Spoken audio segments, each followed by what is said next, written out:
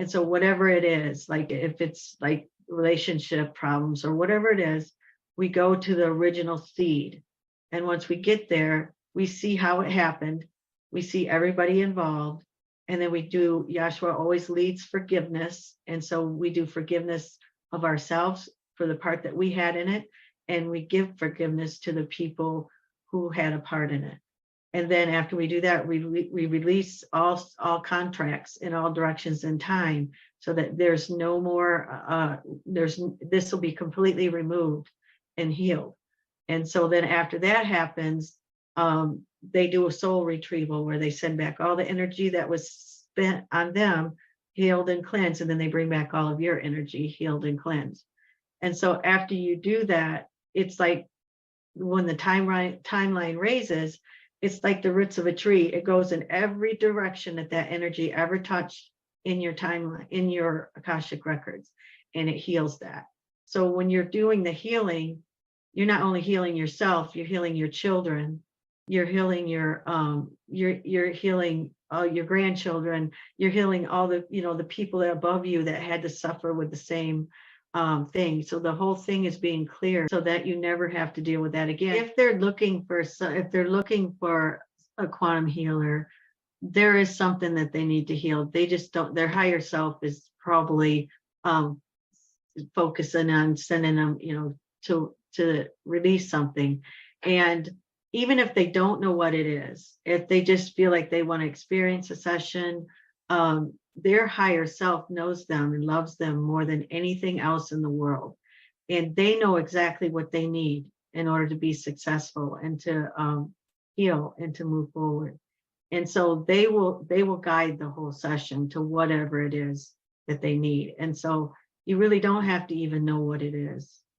You always come away different, and your world is different, because after you heal that, your timeline changes to a higher timeline, and things just get a little easier for you.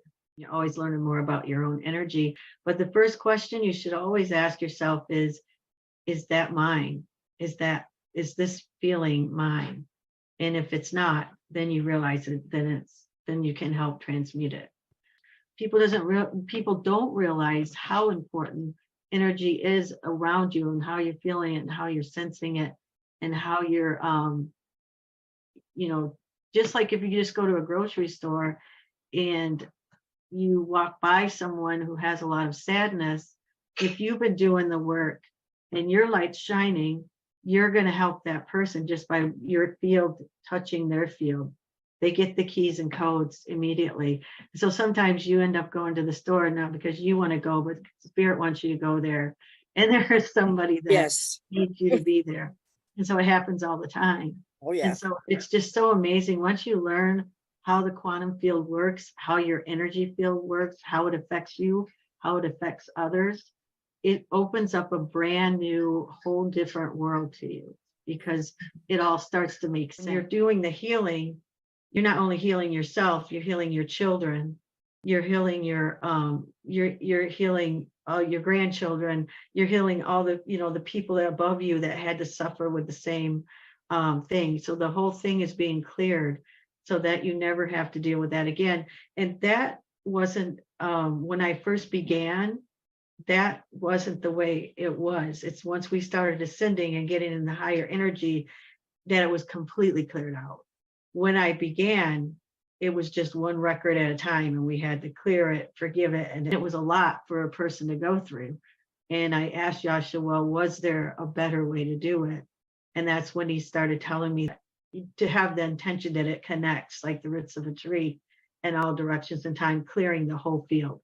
And so after we started doing it that way, it got so much easier for the client.